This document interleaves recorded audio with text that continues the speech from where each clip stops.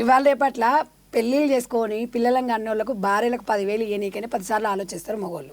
ఇలా ఏ పెళ్ళి కానీ ఏ సంబంధం లేని రిలేషన్లో 10,000 20,000 30,000 1,00,000 ఇస్తారు.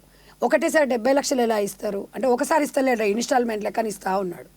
అంటే మీరు ఇలాంటి వాళ్ళు డబ్బిస్తే వచ్చే ప్రేమలు ఎన్ని రోజులు ఉంటాయని మీరు ఎందుకు ఆలోచించట్లేదు? ఇవాళ మగవాళ్ళ పరిస్థితి ఎట్లా అయిపోయింది, జంబలక్కడి బంప అయిపోయింది. ఆ సినిమా చూస్తే గుర్తుకొస్తుంది. ఒకప్పుడు నన్ను ప్రేమించి నన్ను మోసం చేశాడు, నన్ను ఇలా చేశాడని ఆడవాళ్ళు బాధపడేవాళ్ళు. ఇలా నన్ను ఒక వ్యక్తి ఒక లేడీ నన్ను ప్రేమించి నన్ను మోసం చేసి నా దగ్గర డబ్బులు తీసుకుందంటే ఇప్పుడు జంబలకిడి పంపనే గుర్తుకొస్తుంది కదా. ఇవాళ వాళ్ళ మదరు ఇవాళ ఎంత జాగ్రత్తగా ఉండాలి. ఒక సింగిల్గా వాళ్ళ ఫాదర్ మదర్ దూరంగా ఉంటున్నప్పుడు ఇవాళ నాలాంటి లైఫ్ నా బిడ్డలకు రావద్దు అనుకున్నప్పుడు వాళ్ళని ఎంతో అదిగా చూసుకోవాల్సిన వ్యక్తి ఇవాళ 5 కేజీల బంగారం తీసుకొని వచ్చినప్పుడు వాళ్ళమ్మ మెడలో వేస్తున్న వీడియోలు వస్తున్నట్టున్నాయి బయట.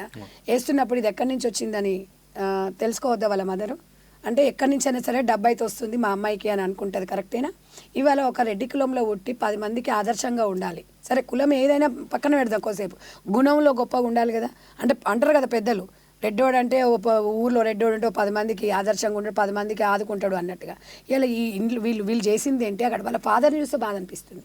వాళ్ళ ఫాదర్ ఇలా పిల్లల గురించి ఎంత బాధపడుతున్నాడు. ఇవాళ మొత్తం నా బిడ్డ తప్పులేదు, నా వైఫే ఇవాళ అక్కడ ఇది కారణం అంటున్నాడు.